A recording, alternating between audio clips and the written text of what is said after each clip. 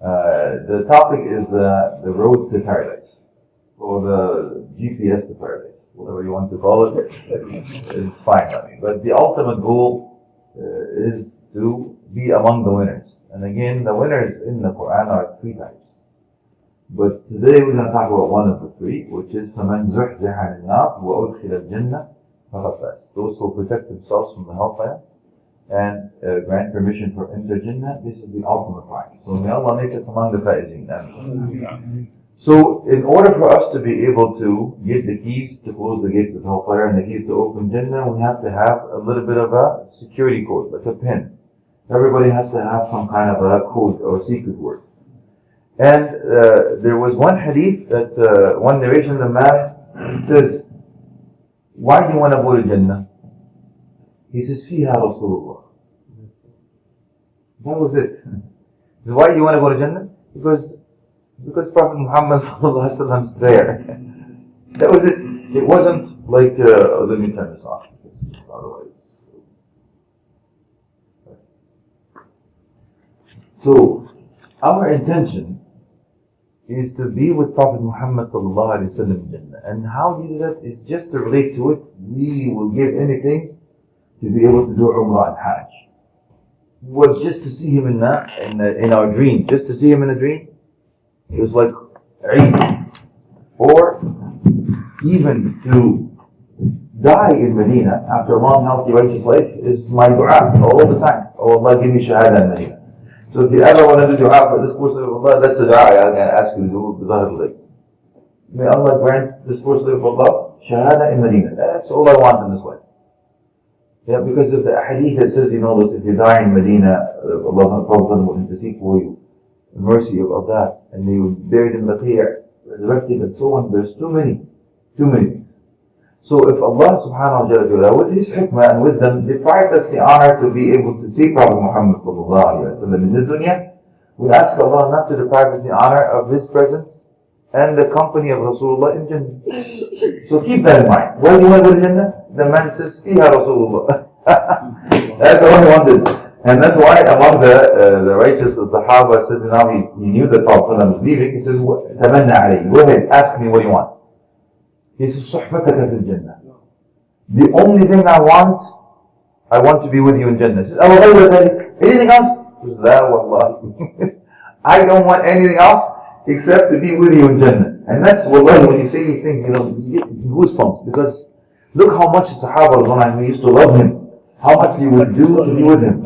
No desire to see Allah. Yeah, I'm gonna finish with that. You're way ahead of me. MashaAllah.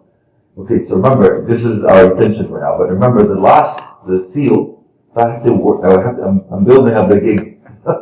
See, I have to put the foundations first. But the ultimate prize is what the brother said. He's right. But we'll finish with that, inshallah. But the intention right now is, I love Rasulullah sallallahu alaihi wasallam. He's the one that Allah sent for us to take us away from darkness to light. He's the one that Allah sent as a mercy for all mankind. He's the one that says, if you claim to love Allah, follow Him, I will love you. You see, His mission is tangible for us. But ultimately, the ultimate price in Jannah is what we will see with, is exactly to be able to see them and get us a face of Allah. And get Ridwan of Allah. Ridwan, of course. In the end, inshallah, with that. Ridwan of life, everything. Yes, we can of get course. Inshallah. No problem. No problem. That's okay. No problem. This is open. Tell the brother to let people. No, that's okay. You object this? Not at all. It's my honor. No one has tried to say anything. That's okay, Sheikh. If you object, I don't object to it. Not at all. This is my habit. Yes. What I know, I think. You're more than welcome to come and join us, and you can sit next to me and we can share anything. No problem. My heart is open for anything, and I welcome it, inshallah. No problem. No, not at all. I actually would prefer this to be a discussion and open, to talk. That's fine. But inshallah, we can open the floor for questions in the end, inshallah. Yes. And then we can have a discussion, inshallah. So I'll just have a few words, a few minutes with you, and then we can open it up with your permission. By all means, feel free. But that's fine. So the first thing is our intention. You see, the scholar says to be able to enter Jannah, you have to do the deeds to be able to enter it. we already know according to Prophet Muhammad sallallahu alaihi wasallam that we will not be able to enter Jannah with our deeds. So why am I talking about it? I will let you know, inshallah. He already says, even I will not be able to enter Jannah with my deeds, but only by the permission of Allah and the mercy of Allah. So he says, إِلَّا يَتَغَمَّتْنِ اللَّهُ بِرَحْمَتِهِ حَتَّى أَنْتَ يَا رَسُولَ اللَّهِ. He says, no one will enter Jannah with your deeds only. He says, by the rahmah of Allah, by the mercy of Allah. He says, and you too? He says, me too. I will not enter Jannah with my actions and deeds. No. But only by the permission of Allah. Then he showers me with his permission. But how do we do it?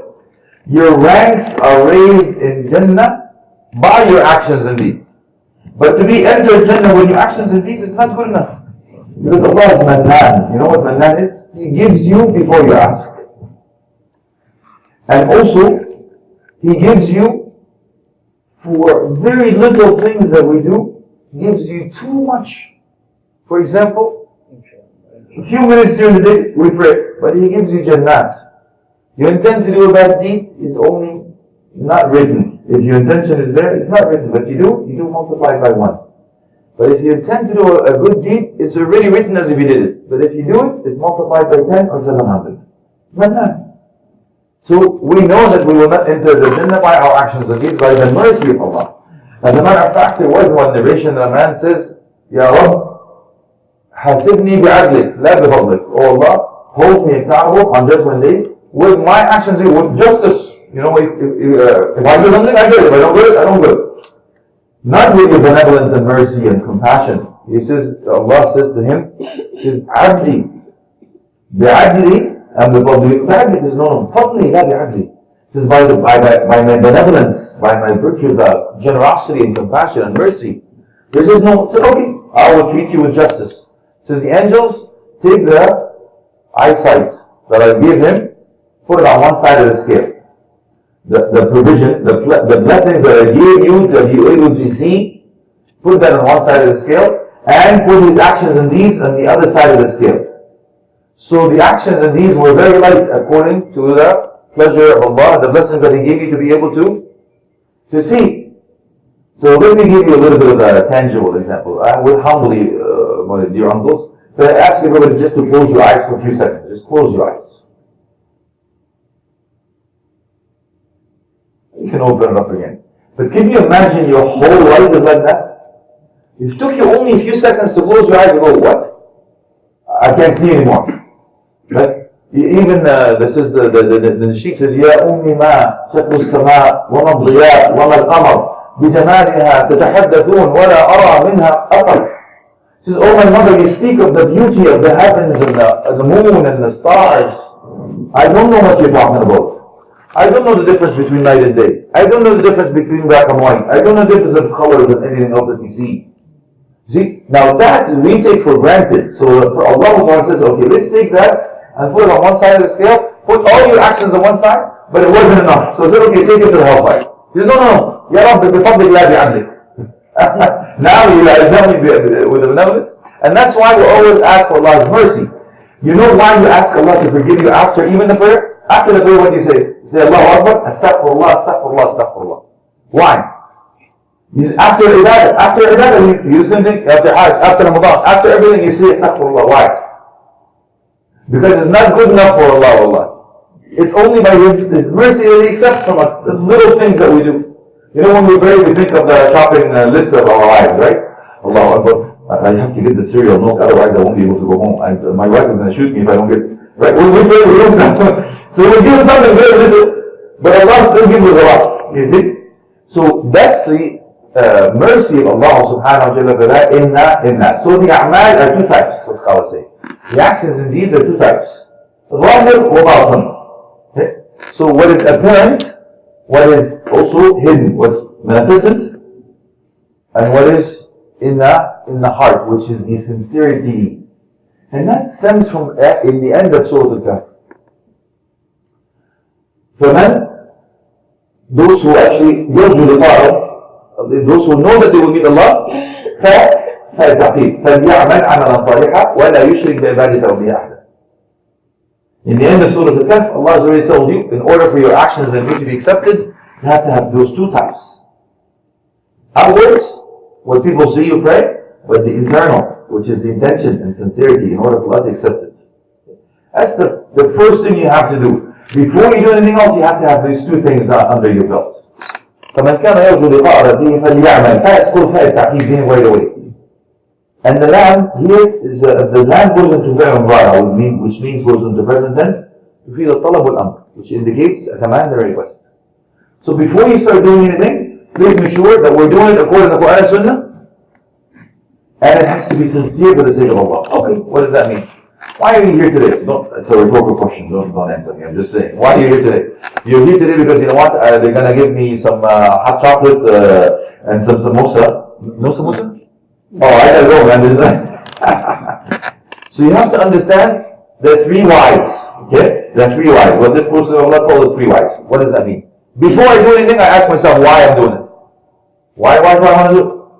Now, as I'm doing it, I also have to ask myself, why am I doing it? And after I finish, I ask myself, why did I do it? The three whys. Keep asking yourself that why. Why? Why? Because of what the other side on the other hadith says. The hellfire will ignite up three types of people, and they're apparently doing something that's good. Order of God. Exactly. So it's up to the intention. Even the one that gives the money, but he did it for the sake of what? Sight. All people say, I'm generous. And the one that seeks knowledge, the one that fights, all that, but the sincerity is not there. The intention is bad news, not for the sake of Allah. That's why the scholars will say you oppress yourself if you do that. Because إِنَّ الشِّرْكَ لَظُلْمٌ عَظِيمٌ says إِنَّ اللَّهَ لَا يَغْفِرُ أَن يُشْرَكَ بِهِ وَيَغْفِرُ مَا دُونَ ذَلِكَ لَمَن يَشَاءُ. So if you have any act of shirk, that's the way to the hellfire. So if you want to protect yourself from hellfire, you have to have sincerity. So it is most difficult to have sincerity. Even the best of us had difficulties with sincerities. So they used to do this dua. So I'm going to teach you some of the homework, inshallah. Okay? So we cannot just be coming. That's my request is I ask for change. That's all I ask for when I talk. When you come to the doors, when you leave the doors, you have to change. You cannot come to the masjid before this lecture and leave after this lecture in the same person. You waste your time. So the only thing I ask humbly, my dear brothers and sisters, including this person of Allah first, you have to change something. What does that mean? Well, I request a simple one request. The change has to be one bad things you used to do before you come today. I am going to abolish this one because I have my eyes on the prize now. Yes? I have to stop doing something that is bad before today. I also have to add something that I did not do before today to my good side list. I wasn't doing qiyam. Well, you know what? Tonight I'm going to start qiyam. Okay? I used to speak behind people's back. That was bad. You know what? After today, no more. So you have, whatever it is that you have, and by the way, God Almighty will test you in your weakness, you know that, right? So you have to look at your priorities. So when I talk about what keeps you open hellfire, that's another lecture. I'll come back, inshallah. But today we're just going to talk about Jannah. Cool? So we already told you how to get to the hellfire in a brief. So stay away from that. So let's talk about the actions of these now that will take you to Jannah. There's too many of them, but we'll talk about some of them. You budget that some time. Because Dr. Ashraf knows I have to go somewhere else. Then I have to come back to Sheikh Abdullah. And by the way, this is my day out. But it's only because Dr. Ashraf, you know, I love the man, may Allah bless him. He has so much honor the Muslim community with a lot of good things he has done. So we have to honor those who honor us. You have to thank Allah till you thank the people. So may Allah bless him for everything he's done for the community. So let's talk about what is it exactly that will take you to Jannah. We'll take one step at a time. We already said that the man says, why do you want to go to Jannah? Yes, fiha Rasulullah. In it, there's Prophet Muhammad sallallahu alaihi wasallam. Okay, so I have to walk in the footsteps of Rasulullah sallallahu alaihi wasallam. Okay. Why? He says, remember the Sahabi, he says, Suhbataka fil Jannah? That's all I want. I want nothing. Could you imagine a king of kings will come to you? A king is Allah. A king, a generous king comes and Tamanna Ali. Go ahead, ask. Hey, what are you going to tell him? Hey, brother, can you spare a dime? This is the king, man. Ask. Tamanna, go ahead. So Prophet Muhammad said, go ahead, ask whatever you wish. He could have asked for anything. He would have asked Allah to give him, he would have given him. But what did he say? He said, Suhbataka fil Jannah. Yes, that's where this stems from. The only thing I want to be is I want to be with you in Jannah. He says, anything else is la wallahi. What was his answer? I should have candy. Should have asked for the candy, but that's okay. only Shafi'i. Okay, so this is, we can open it now. So I'm going to have this interactive. Do you remember the hadith? Prophet Muhammad sallallahu alayhi wa sallam told a man, you want to be with me in Jannah? He says, yes. What did Prophet Muhammad sallallahu alayhi wa sallam tell him to do? You didn't think I was going to ask you questions, eh? You wasn't going to chill, you know what, you go ahead, you do it. I see your mouth moving, I hear sound noises. No, I'm going to be asking questions. Okay. This is called the three tells method. You know what the three tells? Have you heard of the three tells? The three tells mean, tell them what you're going to tell them, and tell them what you told them. Okay? So, I already told you here's what we're going to talk about. Then now we're talking about it. Now, tell them what you told them. I do this in the form of a question and answer. So I'm going to compete. You brothers on this side, one team, and you brothers on the other side, another team. Cool? Alright. So you could be the Muhajirin, you could be the Ansar or something. You can pick a name, whatever you like. Alright, but if there is candy here, I would love to. If there is candy, I should have thought about it. It's okay, no problem. But now, Prophet Muhammad sallallahu alaihi wasallam said, أعني على نفسك. I know the Shaykh knows it. بكثرة السجود. He says, if you want to be with me in Jannah, what did he say? He says, help me to be able to be in my company with a lot of sujood. What does that mean? Also the nawafil. The best nafilah according to Salah is Qiyamul Layl. That's the only thing now I'm going to ask you to do. But the rest that I told you, it's up to you. I've asked for one thing to be added on your list that you didn't do, and one bad thing to be taken off your list that you did. But now I have a request. The only request I'm going to ask for is Qiyamul Layl. Why? Because it's the key for something that is vital. I'll explain this, then we'll move on to other actions in it, inshallah. So we already started with Prophet Muhammad, his company. The man asked for the same thing. He told him that he is right here. He says, if you want to be with me in Jannah, he says, lots of prostrations. And the scholars say the best nawafil is Qiyamul Layl. Why? Because it has the key of the heart, which is what? Sincerity. Remember, there was two types of actions and deeds. Zahir and batin, outward and internal. So you do your sujood, but who knows? Nobody else sees you except Allah. And that's the sincerity, my brothers and sisters. And that we prefer to do it after Isha, before you sleep, or before you wake up. Good question, my brother. Just in case of the sisters haven't heard, the brother is asking, is it better after Isha, is it before Fajr? Now, Abu Bakr as-Siddiq radiallahu anhu used to do the qiyam and the khatm of the witr after Isha, so before he goes to sleep. Umar ibn Khattab radiallahu anhu used to do it before Fajr. So they told Prophet Muhammad sallallahu alaihi wasallam, he told them both. He said to Abu Bakr as-Siddiq, which he used to do early and make the witr and go to sleep, he says, أخذت بالحسم.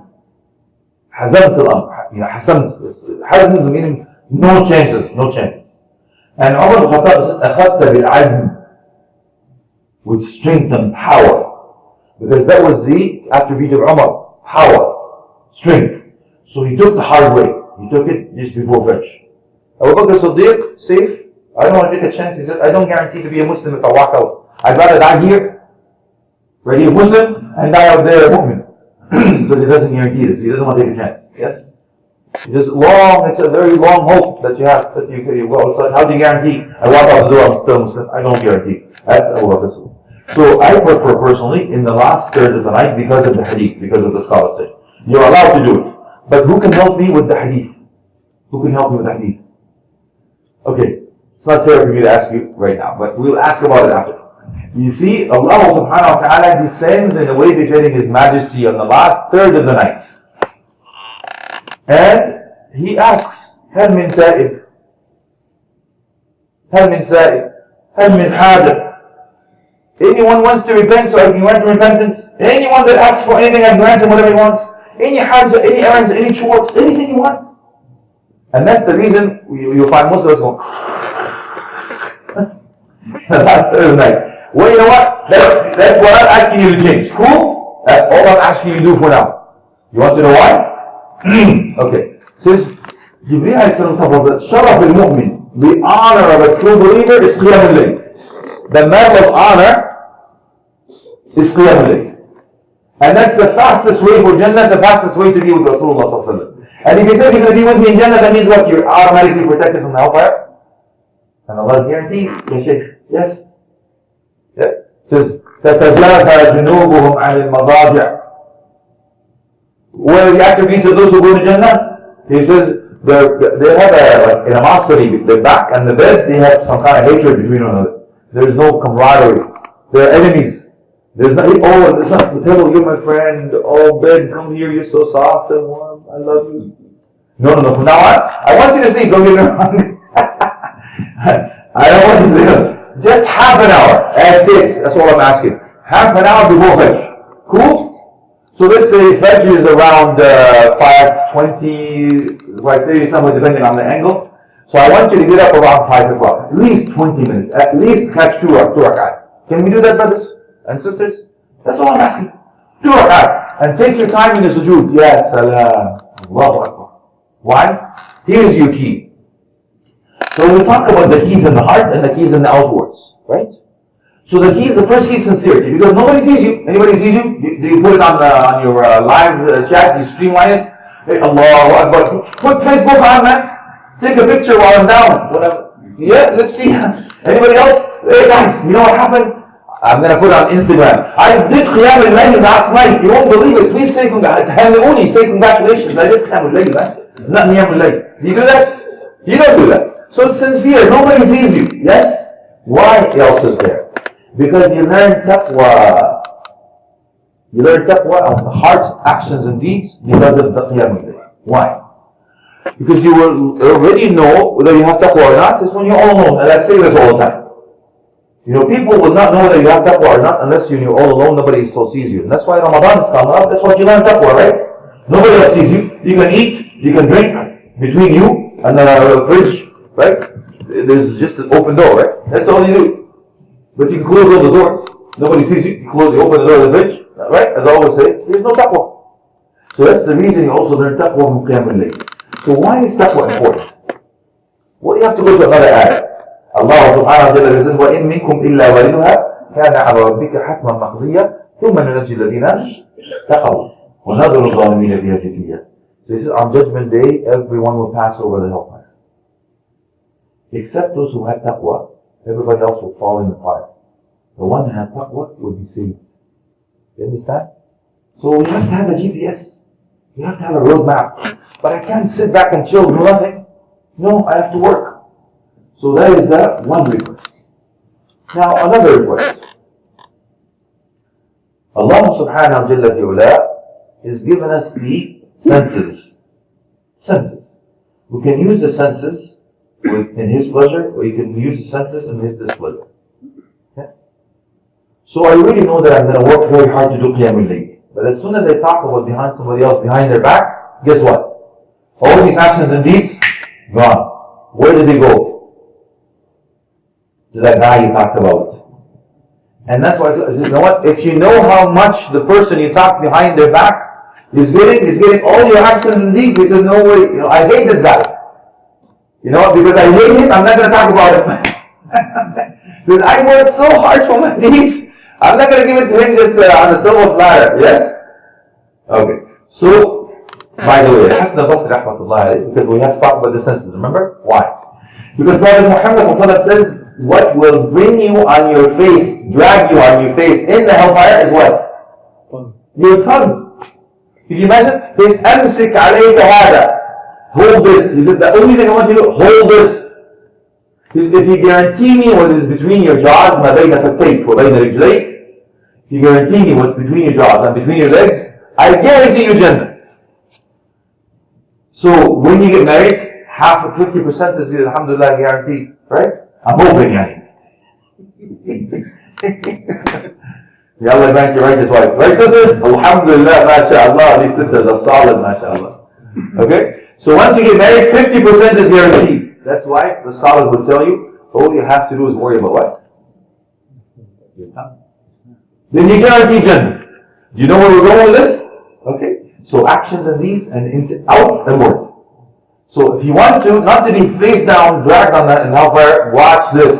So I'll give you a visual. Okay. So your Your ears have no gates. I've mentioned this before. Your ears have no gates, right? You can hear everything. Not necessarily pay attention or listen, but you can hear noises. You have no choice. Okay? The second thing is, there's only one layer before the eyeball. See? There's only one layer. The eyes. But your tongue has two gates. Your lips and your teeth. So think about it. Before you say anything, think twice. Why? Because this will drag me on my face in the hellfire. So I'm going to have to control this thing. Cool? Alright. Hassan al-Basri rahmatullahi alayhi, when a man came up to him, he says, you know about this guy? He says this about you. He says, أَلَمْ يَجِدِ الشَّيْطَانِ رَسُولٌ غَيْرَكَ. Didn't Shaitan find any other messenger other than you? You know what that means? If you speak to someone else behind somebody else's back, you become what? A messenger of Shaitan. So Shaitan is using you as an arrow. So you have a choice. You could be a messenger of Rahman, to do good, or a messenger of Shaitan. Your choice. And that's when I tell the brothers, you have a choice to go to Jannah, or you have a choice to go to hellfire. You will choose this, Ya Shaykh. So if you're a hot summer day in the summer, you have a choice to stay under the sun, or a choice to stay under the shade of a tree. Which one you take? The shade of a tree. So how could you choose the hellfire over heaven? So if I'm going to use my tongue, here you go. Here's another hadith. كلمتان خفيفتان على اللسان حبيبتان الرحمن ثقيلتان في الميزان. What are they? Allahu Akbar. Subhanallah bihamdi. Subhanallah. A true story. An older man comes to the Imam of the masjid. The Imam is saying the story. He says, a man came to me. He says, Ya Imam, I haven't done any good deeds. I'm just coming back to Allah. I don't know what to do. I don't know what to do. Give me something I can do to help me. So he says, the Imam, for the first time in my life, I didn't know what to say to the man. I was stunned. I was shocked for the question. I had no idea. The only thing that came to my brain is the one that I just mentioned, the hadith. كلمتان خفيفتان على اللسان ثقيلتان في الميزان حبيب الرحمن سبحان الله بحمده سبحان الله العظيم. He says he took that hadith and left.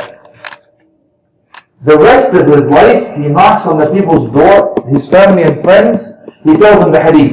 2 words, right on the tongue, heaving his scale. Beloved to Allah, Subhanallah bihamdi, Subhanallah al-Azim. So let's repeat it together. Subhanallah bihamdi, Subhanallah al-Azim. Now I'm not going to make a request, but I'm going to put a little suggestion out there. Cool? So if you're in the traffic, you're censoring yourself because you're in a rush and you're waiting for the doctor's office for hours and you're in the plane, you're waiting all these rush hours. You know what? I'm chilling. You know why? Because every time I'm waiting in the car, Subhanallah, Alhamdulillah, Subhanallah, I'm making a dhikr. You know why? Ka-ching. Yeah, Allah's planting a tree for me, and the tree is made of gold. Allahu Akbar, that's a serious investment. So instead of using this tongue for something that is bad, I'm going to use it for something that is good now. Okay, guys? And that's basically how this works. Okay? The rest of these senses are the same. I'm only giving you one example, because these are like courses. So a few more minutes, inshallah, 5 minutes, and I'll leave the floor. Cool? So I've given you something to stay away from. Something to do. Tangible example, a goal to shoot for, and something else to have. Okay.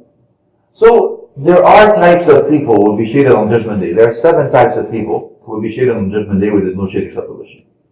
Can you help me out? Tell me some of the 7. How much would you pay to be shaded on Judgment Day? Because you may not understand this. How long is Judgment Day? Very long.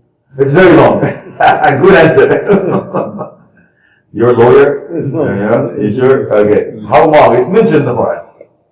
How long is Judgment Day? 10,000 years. 10,000 years? Close. Plus tax? Do the inflation rate? It's 50,000. 50,000. So the day in Jannah, in the hereafter, is 1,000. But the Judgment Day itself is 50,000. You can imagine 50,000 years. The sun will leave its orbit, comes close to your head. But Allah says there are 7 types of people. I will shake them. Yes, I'm listening. Yes. Okay, Imam al-Adil, not Adil Imam.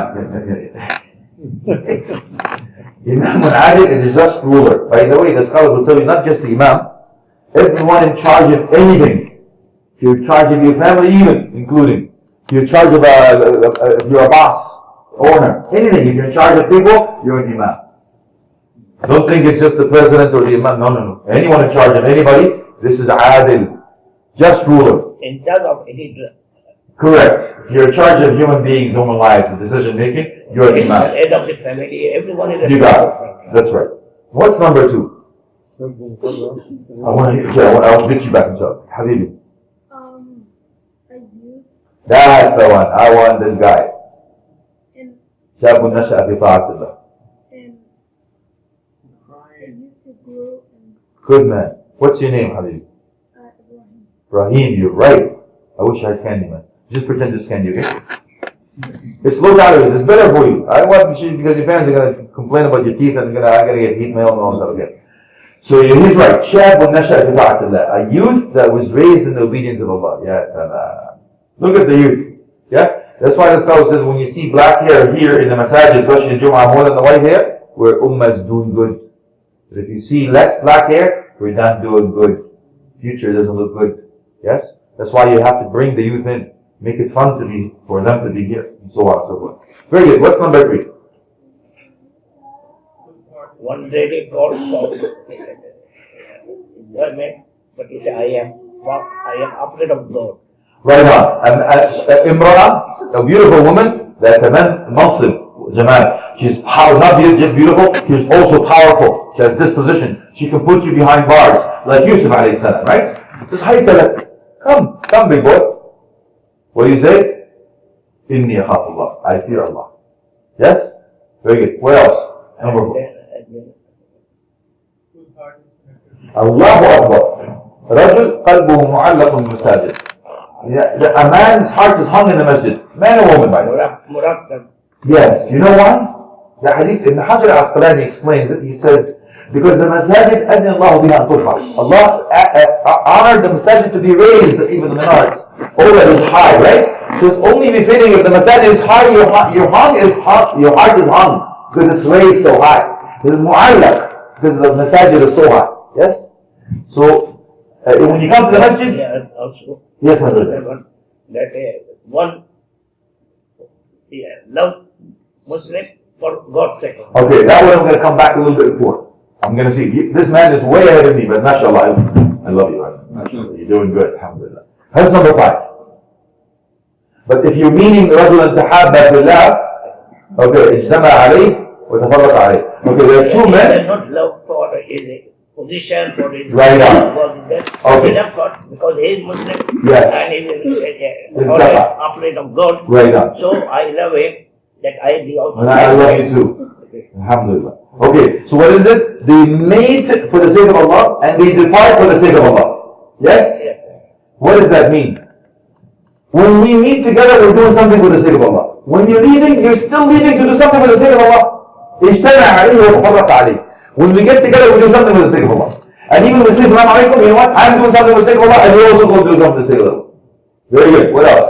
You're good so far. There's 2 more. 2 left. Allah yaftah alayk, ya Shaykh.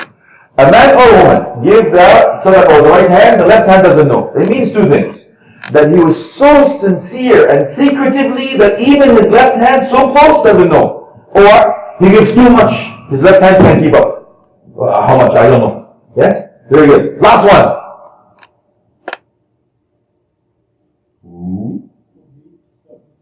Allahu Akbar. رجل ذكر الله خاليا ففاضت عيناه من الدمع. A man or a woman that remembered Allah when they're all alone. You understand now why I get you Qiyam al-Layl?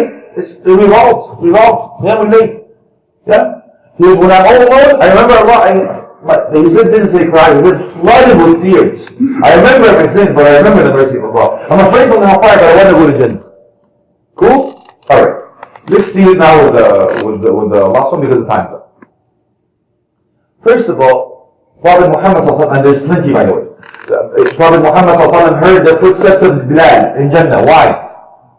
What did Bilal radiallahu anhu do? Wudu, right now. He said every time he goes to the bathroom, he comes over and wudu. Yeah? So So I'm giving you things. I've asked for one thing, now I'm going to ask you to take whatever you want. So from now on, when you go to the bathroom, when you come out, you make wudu. Why? Because I want to be and walk in the footsteps again with Bilal. And he heard his footsteps in Jannah. So what made you go to Jannah? I hear your footsteps in Jannah. Because every time I lose my wudu, I make the wudu when I come back. Yes. And then what? He used to pray 2 rakat after wudu, sunnah wudu. Yes. Very good. Okay. There's, again, too many things. But right now, we'll just concentrate on I don't want to overload you, bombard you with things.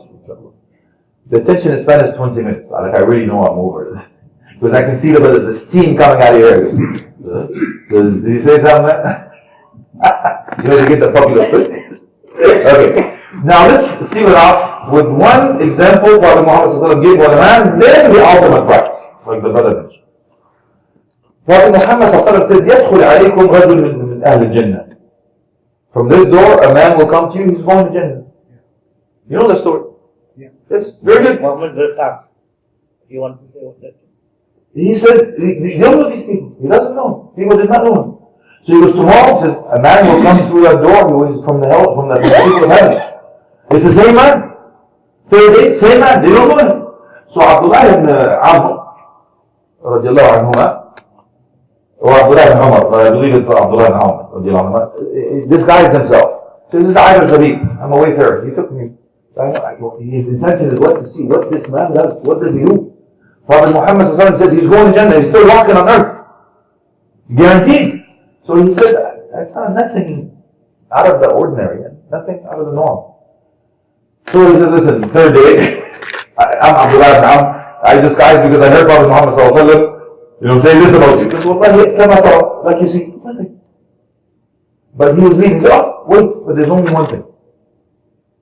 When I go to sleep at night, my heart is devoid from any animosity, any enmity, any hatred, anything that is ill towards any Muslim. The heart is clear.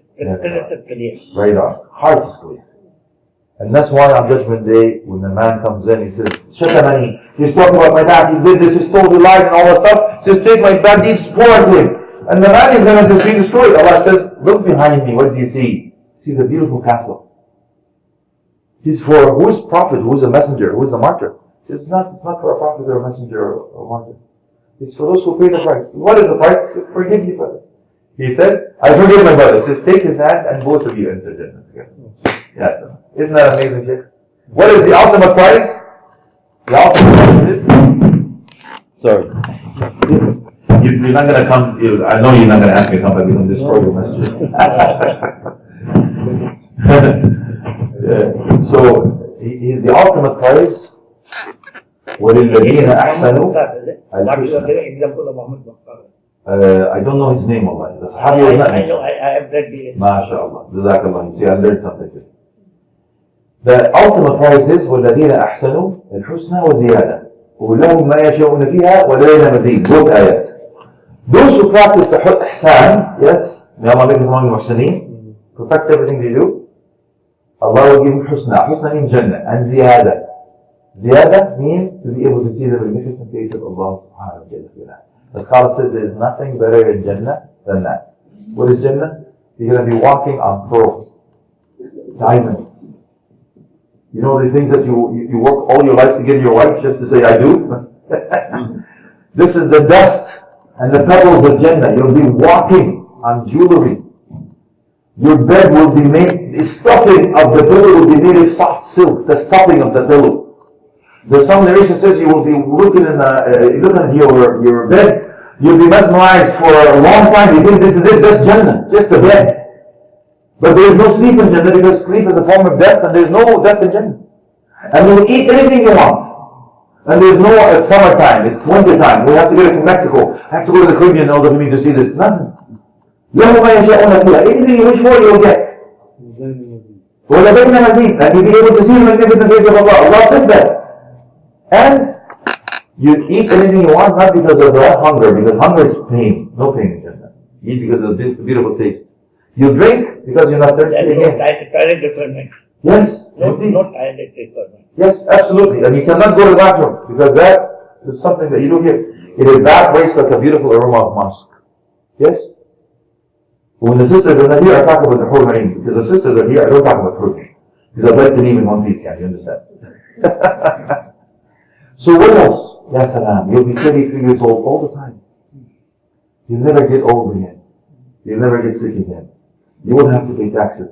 No more jobs. No more stress. No more pain.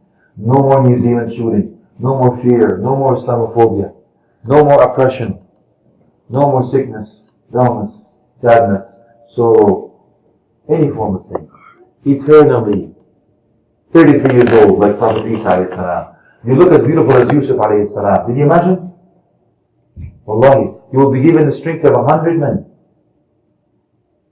And rivers. You want you want wine? Rivers is not intoxicated. They will not blow in your brain. Rivers of wine, rivers of honey, rivers of purified milk, rivers of water, rivers gushing out. There's running between you. A castle made of a brick of silver, a brick of gold. You'll be able to have the angels coming in to serve you. Allahu Akbar. And when you see them, they look at pearls. The servants look like pearls. The ceiling is the throne of Allah. You will be invited. Come to Ibadur Rahman. Allah is inviting you personally now. You will eat from the food never eaten in Jannah. You'll be dressed in clothes you haven't even dressed in Jannah. And speaking of dressing in Jannah, especially with the sisters, there is a tree, Tuba.